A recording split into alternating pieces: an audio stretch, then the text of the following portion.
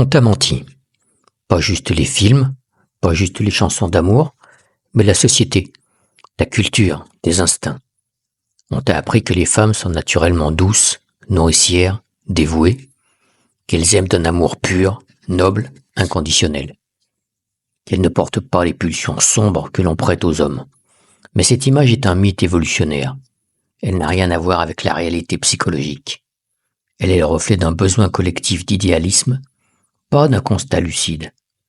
Sous la surface, il existe une force inconsciente, prédatrice, stratégique, qu'aucun manuel scolaire, aucune série romantique ne t'apprend à détecter. Et la plupart des hommes ne la voient que quand il est trop tard. Tu l'as peut-être vécu, la femme parfaite, gentille, tendre, présente, dévouée, fragile.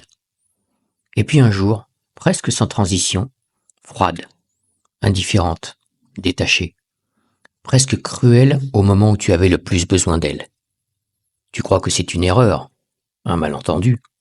Tu te dis que c'est la faute du stress, du moment, de toi. Mais ce n'était pas un accident, ce n'était pas juste comme ça. C'était la partie d'elle qu'elle ne connaît pas elle-même, un mécanisme d'autopréservation, un jeu inconscient aussi vieux que l'humanité.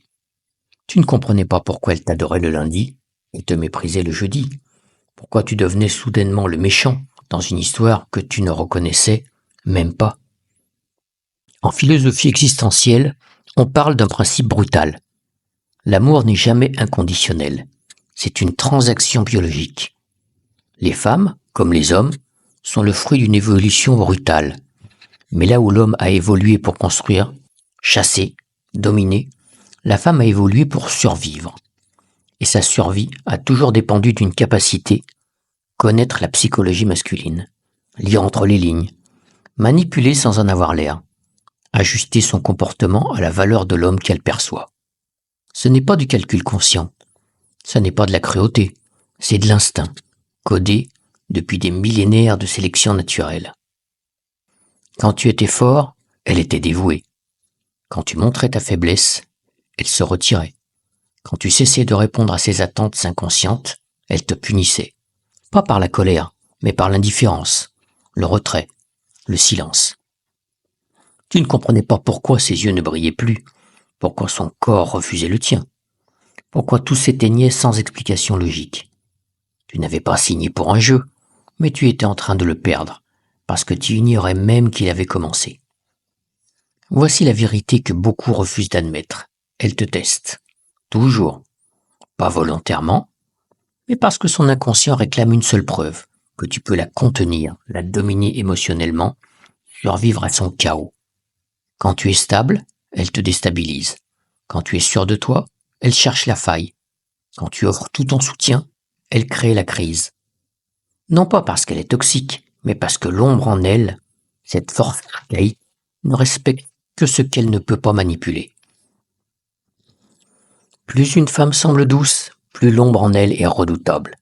Il ne s'agit pas de manipulation volontaire, il s'agit d'un système de survie inconscient. Des femmes parfaites, des épouses aimantes, sabotent leurs hommes sans même s'en rendre compte. Pas par trahison, mais par inconfort face à leur propre stabilité.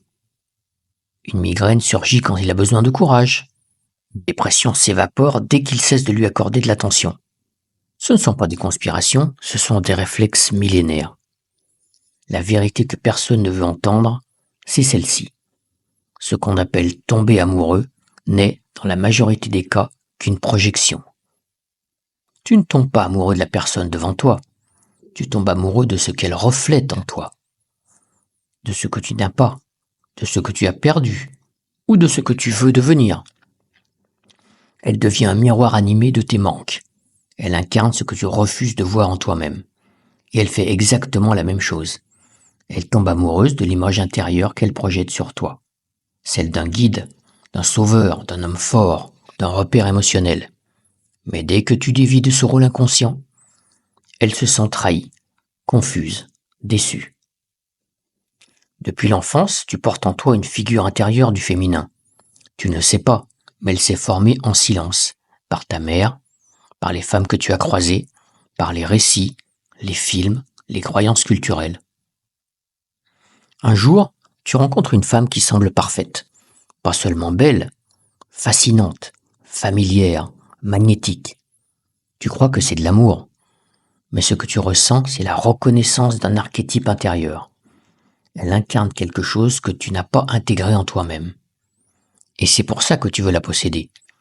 Non pas pour elle, mais pour ce qu'elle représente. Mais elle ne peut pas rester ce symbole éternellement, car elle est humaine, contradictoire, imperfectible. Alors quand l'illusion se brise, tu souffres. Et tu crois que c'est elle qui a changé. Mais ce n'est pas elle, c'est ta projection qui s'est effondrée. Ce que tu prends pour de la trahison n'est souvent qu'un réveil brutal.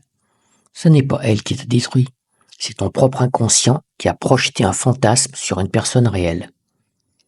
Et c'est là que le choix se présente. Soit tu blâmes l'autre pour ne pas avoir été à la hauteur de ton rêve, soit tu acceptes que ce rêve t'appartient et que c'est à toi de l'intégrer.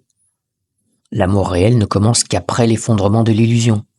Avant, ce n'est qu'un théâtre, un jeu de rôle inconscient entre deux ombres qui se frôlent. Chaque relation est une invitation, une provocation intérieure, un révélateur de ce qui dort encore en toi. Certaines personnes viennent te bouleverser pour une seule raison, t'obliger à changer, à grandir, à sortir d'un schéma, à récupérer une partie de toi que tu avais abandonnée. Ce n'est pas romantique, ce n'est pas confortable, mais c'est réel. Et c'est ça, l'amour qui transforme. Tant que tu ignores ces mécanismes, tu resteras piégé. Tu répéteras les mêmes scénarios. Attirance, idéalisation, déception, rejet. Tu croiras que tu es malchanceux, mais en vérité, c'est ton inconscient qui crie. Le seul chemin vers la paix, c'est la conscience. Reconnaître ce que tu projettes, intégrer ce que tu recherches, et devenir entier en toi-même, pour que l'autre ne soit plus un sauveur, mais un compagnon de route. Ce qu'on appelle amour, c'est souvent un miroir. La majorité de ce qu'on appelle relation n'est qu'un jeu de reflets. Ce que tu désires chez l'autre est souvent ce qui manque chez toi. Ce que tu fuis chez l'autre est souvent ce que tu refuses de voir en toi. Le chaos amoureux n'est pas une erreur, c'est un processus d'éveil. Pour ceux qui osent regarder leur propre visage dans le miroir de l'autre. L'amour n'est pas là pour te compléter, il est là pour t'éveiller.